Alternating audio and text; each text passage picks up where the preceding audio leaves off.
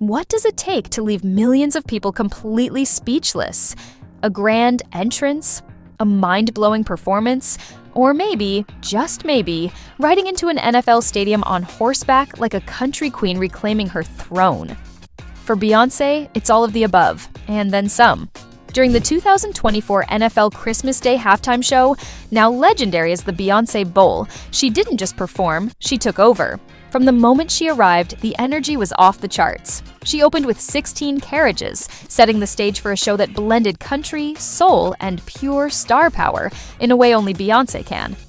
But that was just the beginning. With surprise appearances from Post Malone, Shaboozey, and even her daughter, Blue Ivy, every moment felt bigger than the last. One minute, she was delivering a stunning rendition of Blackbird. The next, she was belting Jolene from the backseat of a moving Cadillac. And just when fans thought they had seen it all, Beyoncé ascended into the rafters, closing the show with a moment no one will forget. So what exactly did Beyoncé do during halftime? She shut it down, and we're still recovering. Let's talk about this entrance, because if there's one thing Beyoncé knows how to do, it's make an entrance. And not just any entrance. We're talking about the kind of moment that makes your jaw hit the floor, your hands fly to your head, and your soul briefly leave your body.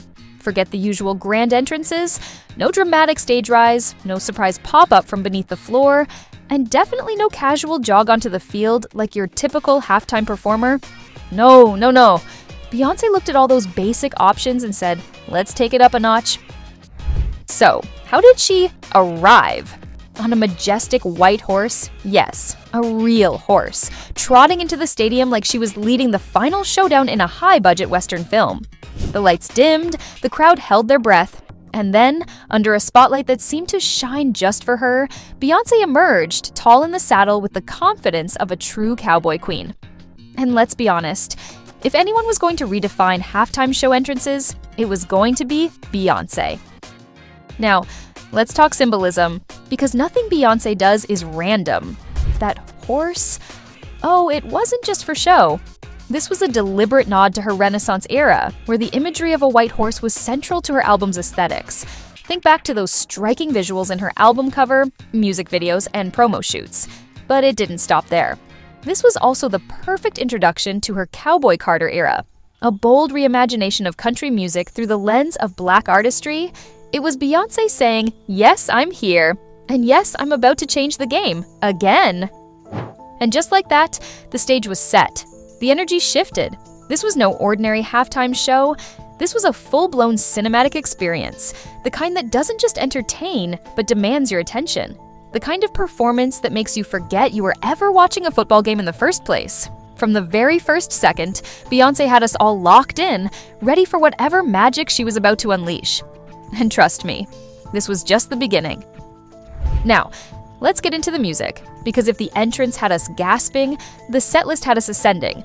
And when we say perfection, we mean chef's kiss, flawless. Nobody could have curated this better perfection. Beyoncé didn't just throw together a few hit songs. She crafted an experience, a journey through Cowboy Carter that felt as cinematic as it was sonically powerful. She kicked things off with 16 Carriages, and let me tell you, this was not just a song. This was an emotionally charged odyssey. The stadium lights dimmed, the air got thick with anticipation, and then her voice. Raw, rich, full of stories untold. Every lyric carried weight. Every note seemed to echo across the stadium, and for a moment, it felt like we were all on that long ride with her, feeling every heartbreak, every triumph, every moment of resilience. You could feel the crowd holding their breath, completely locked in. And then, boom! A tempo shift so seamless, so electrifying it could power an entire city. Enter Ya-Ya, but not just Ya-Ya. This was Ya-Ya with an entire marching band. Because why settle for a regular beat drop when you can have a 200-person drumline shaking the stadium to its core? The horns blared, the drums hit, and Beyoncé strutted across the stage like she was leading the most powerful parade in history. The energy? Unmatched. The crowd? Unhinged. And just when we thought we had recovered from that full-body experience, she hit us right in the soul with Blackbird. Now, Blackbird is already one of those songs that carries history, but Beyoncé took it to a whole new level. She wasn't just singing it, she was honoring it. And she wasn't alone. Flanked by some of the most incredible Black country artists, Brittany Spencer, Tiara Kennedy, and Raina Roberts, Beyoncé turned this moment into something bigger than music. It was a statement, a tribute, a reminder. And just when we thought our hearts couldn't take anymore, Beyoncé pulled out the ultimate surprise, Blue Ivy. Yes, Blue Ivy Carter. The moment she stepped on stage for My House, the crowd lost it.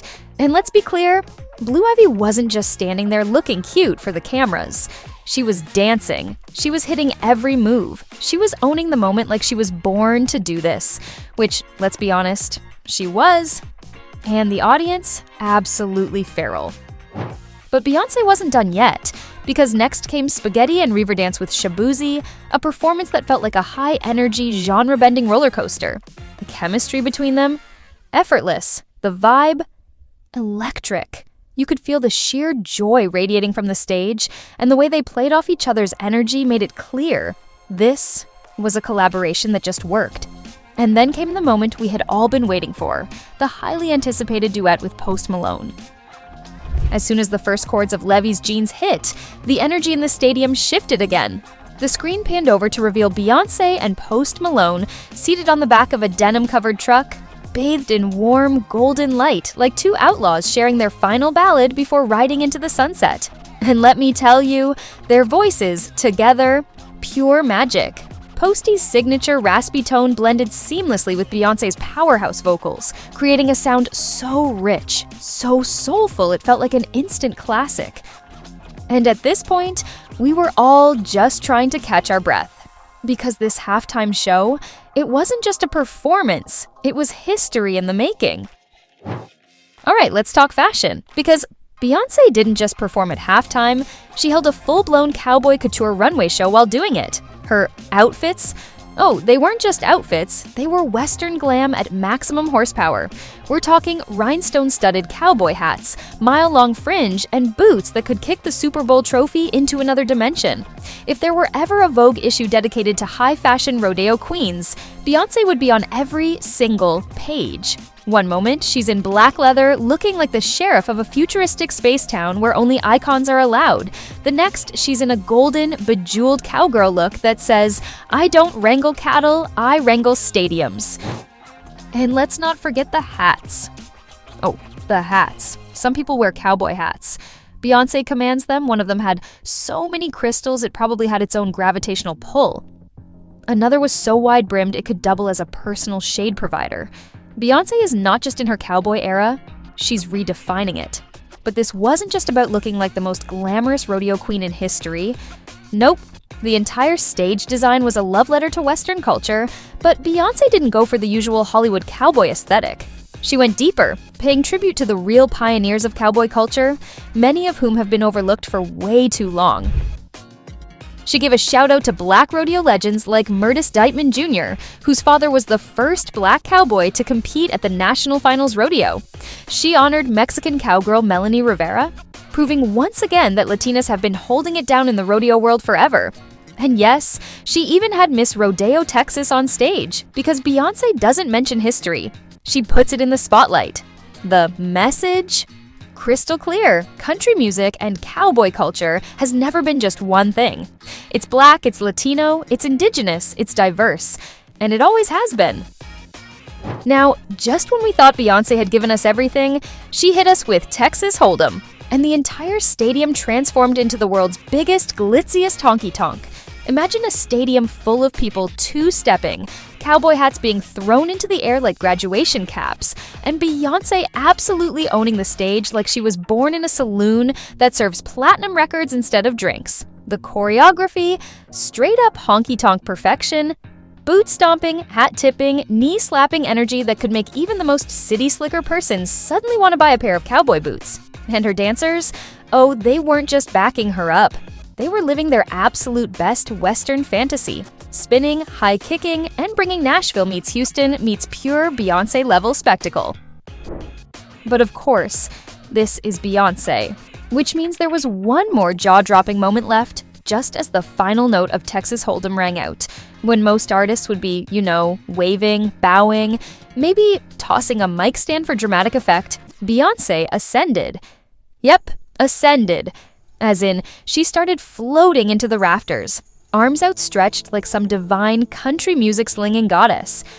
One second she's on the stage, boots firmly on the ground, and the next, she's rising up, bathed in golden light, looking down at us mere mortals as if to say, "This was fun, but I must return to my throne in the sky." And the crowd? Pure chaos. Phones were dropping. Fans were screaming. Somewhere, a person who swore they weren't a Beyoncé fan was suddenly reevaluating their life choices. People weren't just watching history. They were witnessing a full-blown ascension. And then, poof, the lights cut out. The screen fades to black. No explanation, no words. Just vibes. Beyoncé didn't just end the halftime show. She left us questioning reality itself. Of course, the internet exploded. I mean, how else do you expect people to react when Beyoncé literally levitates out of a stadium like she's headlining the Met Gala in heaven? Within minutes? No, seconds. Hashtag Beyoncé Bowl was trending worldwide. Twitter? Fine, X, whatever we're calling it now, turned into a Beyoncé appreciation zone. And then came TikTok. Within hours, every other video on the app was an edit of Beyoncé riding in on that white horse, remixed with dramatic music like she was about to avenge someone in a Western movie.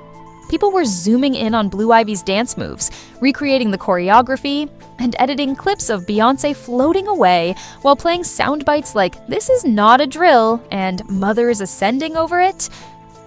In the debates? Oh, they were heated. Some fans were already starting petitions to make Beyoncé the permanent halftime performer. Why do we even let anyone else try? Others were analyzing every frame of the show, looking for hidden messages, Easter eggs, or signs that Beyoncé had actually unlocked a new level of human evolution. What was your favorite moment from Beyoncé's halftime show? Did she just deliver the greatest halftime performance ever? Drop your thoughts in the comments. Don't forget to like and subscribe, and we'll see you next time.